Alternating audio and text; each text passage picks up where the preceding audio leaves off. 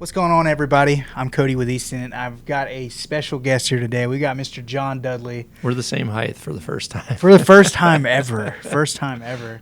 Got Mr. Knock on, man. We appreciate Thanks for your having me, man. It's a I pleasure. love coming to the factory. It's been a while. It's been Too long. Too long. Yes. I gotcha.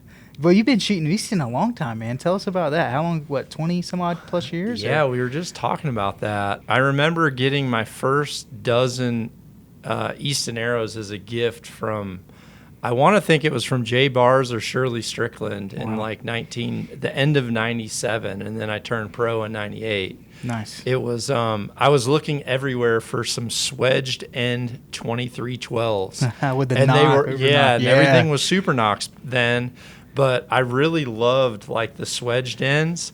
So they found me some in some weird camo pattern, and that's what I was on the tour with for years was that original batch. I still have them. There's been a lot of evolutions, into the arrow side of things, especially with us here at Easton. What have you experienced with the quality of Easton? You've been on the tournament scene, you've done the hunting, you've done it all in archery. Yep. What is the quality like? Well, I've always said, when people say tune my bow, I've always said I don't tune a bow. I set up a bow, and you tune arrows. Like, arrows are the variable in the equation, and you have to have a variable, no different than a pole vaulter.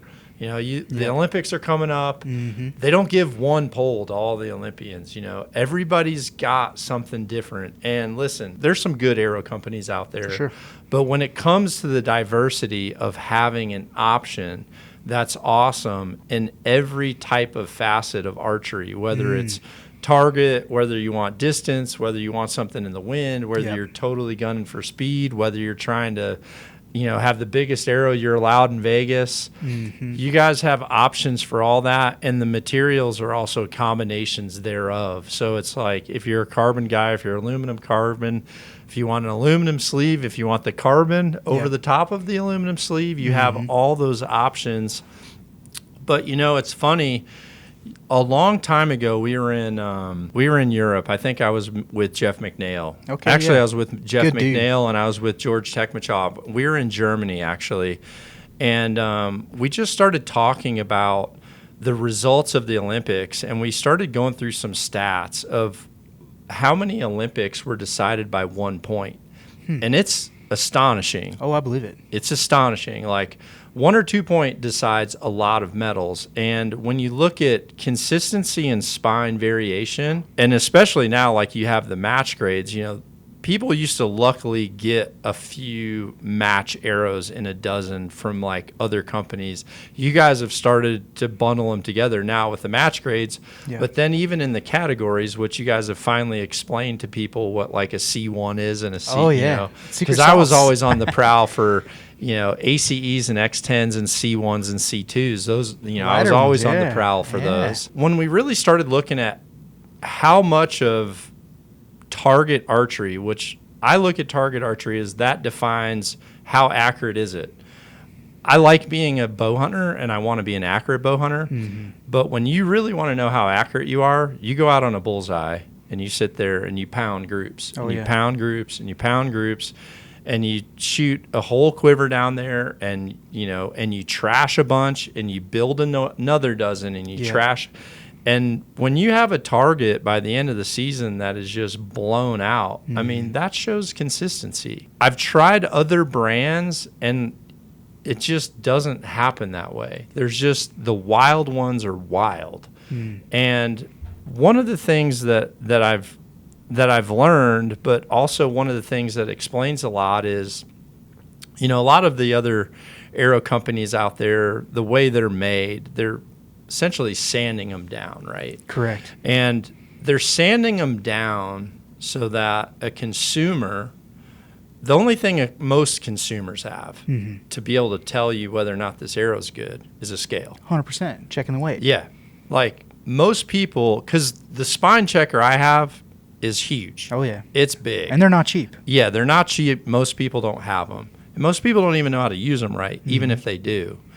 But there's a difference between building arrows to where the spine is the same and the spine consistency, when you plot them, they have variations of multiple points. So if you look at like going back to the Olympic side of things, or how many Olympics were decided by 1 or 2 points, you're actually talking about Olympic games being decided by variations in spine that most people are never going to be able to measure. What they want to measure is they want to measure what's on a scale. Yep. And that could be a sanded down all carbon arrow that every one of them might weigh the same, but the actual thickness of the circumference is not the same, because they're trying to get you to see something that appears fully consistent. It's consistent only on the scale. So we're lifting the veil when we talk about this spine variation. Well, I think if someone shoots a set of match grade arrows versus a set of non-match, the veil's lifted. Yeah. It's weird now how much attention I still see on people like knock tuning, which is important. If this is kind of like my fingers, thick there, not as thick, thin over here, then you're trying to turn it so that you can get the thickest part of the radius in the same spot knocked every single time. But when you have a process like Easton does, they're getting that is the goal. It's not just the weight scale. It's the spine. It's the consistency. It's having the exact diameter all the way around. And that's what allows you to have an arrow where I don't spend time knock tuning. It's like I just spend time shooting groups. Put a field point on it. And shoot. That's what I do. And for me, Easton has always just set the standard of new processes, new types of combinations of either materials or diameters, or in some cases profiles. You look at a fully barreled shaft, or now a barreled with a parallel. All these different things are like pushing the needle and giving people deeper options in what they want for archery. But the quality has never wavered. And that's why I've always been with Easton. That's awesome. That is awesome. I got a tickle in my throat coming. You run Axis and FMJ and, Sonics as far as on the hunting side of things. What draws you to those 3 diameters, that 5 mil and that 6 mil more than anything? Is it the components, a lot of knocks? Yep.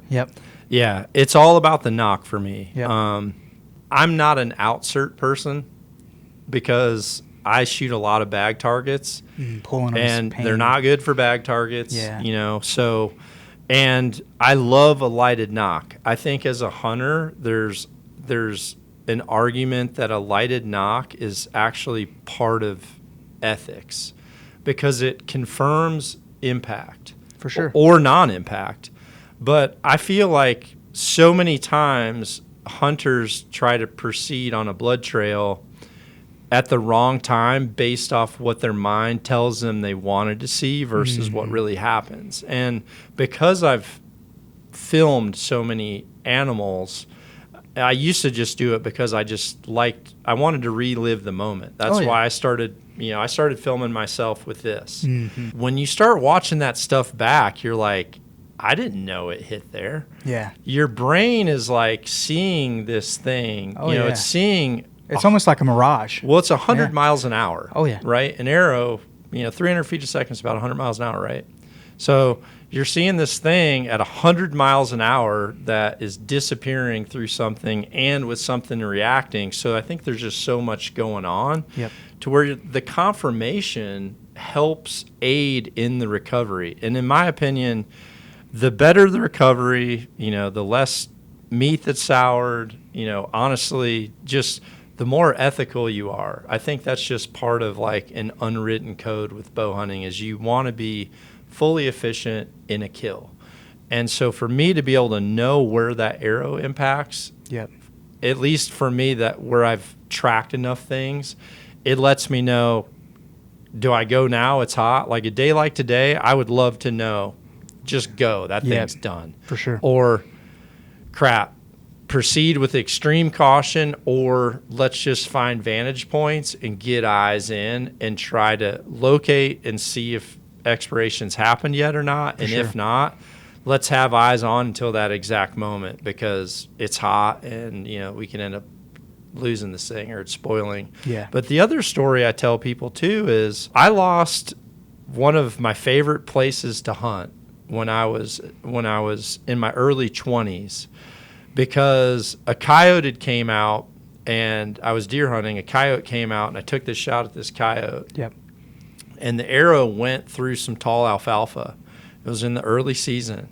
And I remember I recovered the coyote at night, and then I thought, I'm going to come back in the morning and get my arrow because I couldn't see it. It was under the alfalfa. I went back at lunch hour the next day, and that thing was all picked. It had all been like swath. Yeah.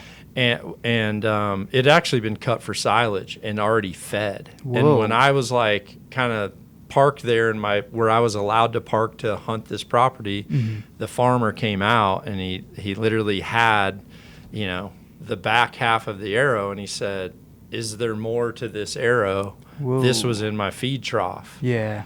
And I was like, "Yes, sir, there is."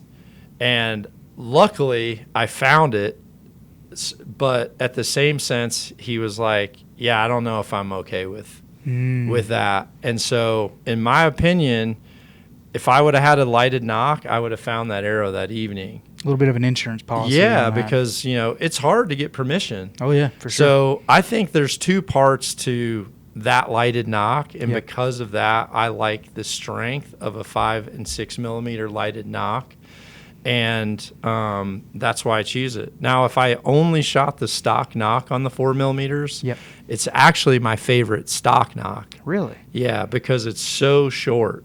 Oh, the throat. To the, Yeah, end of the arrow, throat's that- great, that- but the stiffness, it's actually a very short throat with the ear. So it's weird. I love it, but I also prefer to stick with the 5s. Yep. The other thing too is on the 5s, you do have a little bit more diversity on your vein options, Yep.